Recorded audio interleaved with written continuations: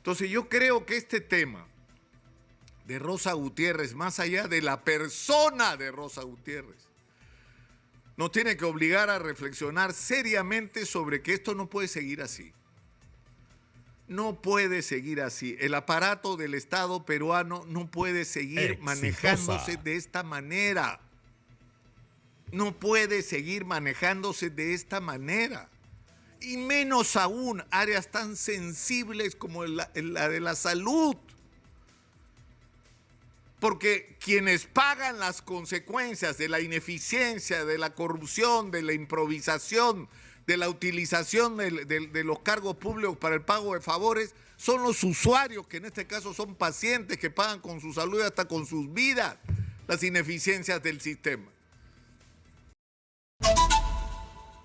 La salida de la doctora Rosa Gutiérrez de Salud, que además resulta sorprendente porque acababa de ser nombrada en Salud. Exitosa. Después de haber pasado por el Ministerio de Salud, donde estuvo algunos meses y donde salió en medio de controversias. Y yo creo que es significativo de lo que pasa, de lo que está pasando en el Perú. Y de lo que está pasando con la gestión pública y finalmente de lo que explica por qué estamos como país. Acá en esta mesa ha estado sentada la doctora Rosa Gutiérrez cuando era ministra de Salud.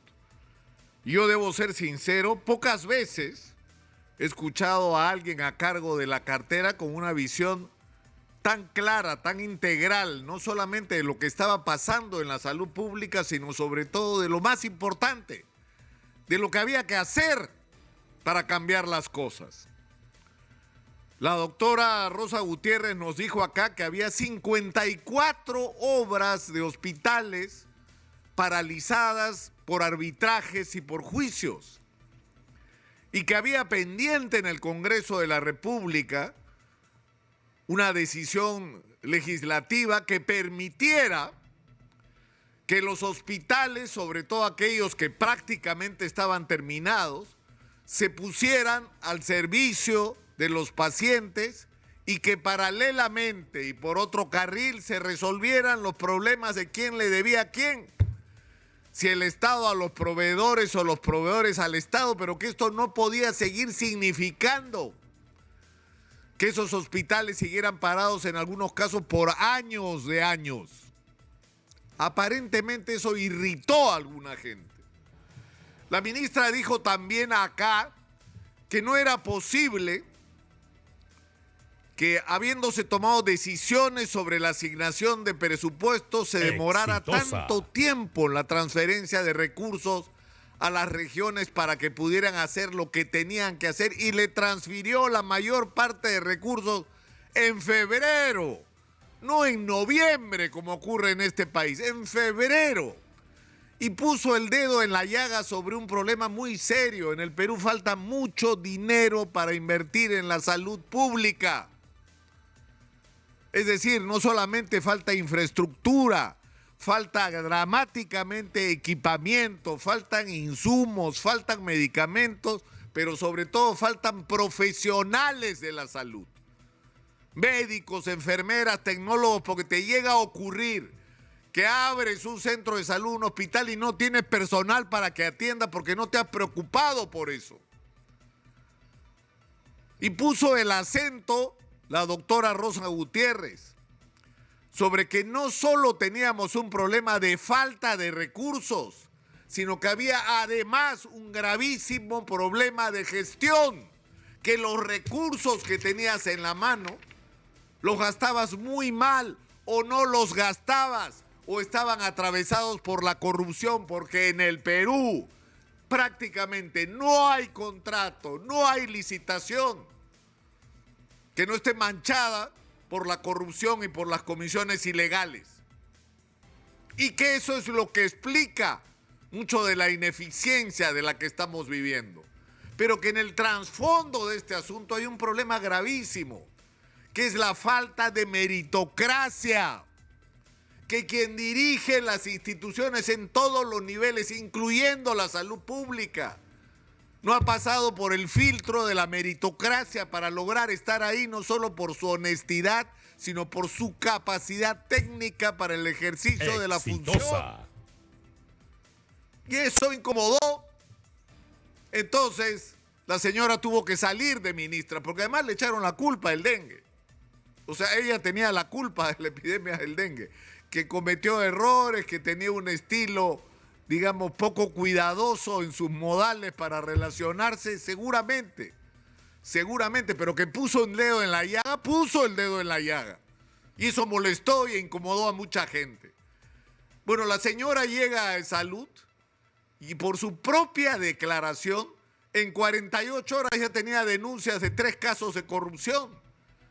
Porque no me vengan con historias. ¿No hay corrupción en Salud? No hay corrupción en Salud. No sabemos hace décadas que hay corrupción en Salud. Que hay un problema gravísimo de eficiencia en la gestión, que tiene un aparato administrativo gigantesco construido en base a la dedocracia, al favoritismo, al pago de favores, y que falta mucha eficiencia y hay que hacer serias correcciones porque todo el tiempo es igual, ineficiencia y corrupción. Una vez más, hay que invertir más recursos en salud y educación, por supuesto, pero los que hay que gastarlos bien, hay que gastarlos eficiente y honestamente, y eso no ocurre. Entonces la señora pone el dedo en la llaga y la sacan y eso es porque te pongo a dedo, entonces te saco a dedo con la misma facilidad. Entonces los funcionarios no solamente no llegan a ocupar los cargos de responsabilidad como producto de su trayectoria, de haber acumulado experiencia, conocimiento, liderazgo en su sector, de tener todas las credenciales de honestidad y de eficiencia para dirigir su institución. Exitosa. No, llegan porque alguien lo puso a dedo. Porque, y si ponemos en el Ministerio de Salud a alguien de Alianza por el Progreso, entonces así amarramos los acuerdos políticos del gobierno. ¿Y la salud pública qué? ¿No es importante la salud pública o vamos a convertir a la salud pública también en una mercancía de cambio político? ¿Ah? Ahora, ¿a quién ponemos a salud? ¿A quién se te ocurre, gordito? A ver, dime. O sea, no pueden hacerse las cosas de esta manera. Es decir, no podemos seguir así. Esto es inadmisible. Porque además estamos hablando de algo tan delicado como la salud de la gente. Porque esto que es una cara, que es la cara de cómo se manejan las decisiones en los temas de gestión, tiene como contraparte las colas, el atraso en las citas, la falta de medicamentos y de insumos en las farmacias, el equipo que no funciona, el equipo al que no se le hace mantenimiento, el equipo que no se renueva. ¿Para qué? Para hacer tercerizaciones y ganar comisiones. Por ejemplo, para hacer adquisiciones tramposas. Por ejemplo, para crear situaciones de desabastecimiento que te obligan a cruzar la pista y comprar al frente. Y eso es un negocio también para algunos. Que no haya en los hospitales cualquier cosa es un buen negocio. Porque hay quien va a tener que cubrir esa necesidad de los pacientes que el hospital o el centro de salud no cubre. Entonces yo creo que este tema de Rosa Gutiérrez, más allá de la persona de Rosa Gutiérrez, nos tiene que obligar a reflexionar seriamente sobre que esto no puede seguir así. No puede seguir así. El aparato del Estado peruano no puede seguir manejándose de esta manera. No puede seguir manejándose de esta manera. Y menos aún áreas tan sensibles como la de la salud. Porque quienes pagan las consecuencias de la ineficiencia, de la corrupción, de la improvisación, de la utilización de los cargos públicos para el pago de favores, son los usuarios, que en este caso son pacientes que pagan con su salud y hasta con sus vidas las ineficiencias del sistema. Entonces yo creo que esto nos tiene que obligar a una reflexión que, insisto, tiene que ir más allá de las personas, más allá de las personas. Es decir, si no producimos un cambio significativo, Porque miren ustedes, y con esto quiero terminar, nos hemos pasado las últimas décadas trazando zanjas en el Perú entre los fujimoristas y los antifujimoristas. Y ahí se dio vuelta la tortilla y los antifujimoristas se volvieron fujimoristas y se dividió al Perú entre los que estaban con Keiko y estaban con la bandera peruana envuelta en el cuerpo y los comunistas que querían lanzar al país por el abismo. En eso nos han tenido todas estas décadas. Pero ¿qué han hecho en la práctica a la hora que han llegado al gobierno, incluyendo al propio Castillo? Gestionar con mayor o menor eficiencia lo que heredaron, la política económica de Fujimori. Eso es lo que han hecho todos. O sea, se han llenado la boca, ¿no?, con discursos críticos, y a la hora de la verdad lo que han hecho es lo mismo que Fujimori, rescatando felizmente algunas cosas que se hicieron bien, pero repitiendo los errores. Y el más importante de todos es no transformar el aparato del Estado en una maquinaria eficiente y manejada con honestidad. Exitosa. En fin, yo lo dejo hoy ahí. Pero creo que esto nos tiene que obligar a todos a una reflexión sobre qué vamos a hacer para cambiar este estado de cosas. Y una vez más, la conclusión es la misma. Si no cambiamos a la gente que toma las decisiones en las altas esferas de este país, porque no se trata solamente de adelantar las elecciones. Vamos a adelantar las elecciones ya. ¿Y a quién vamos a poner? ¿Vamos a tener más de lo mismo otra vez? ¿Otra vez? ¿O vamos a asumir el reto de construir una nueva clase dirigente en el Perú?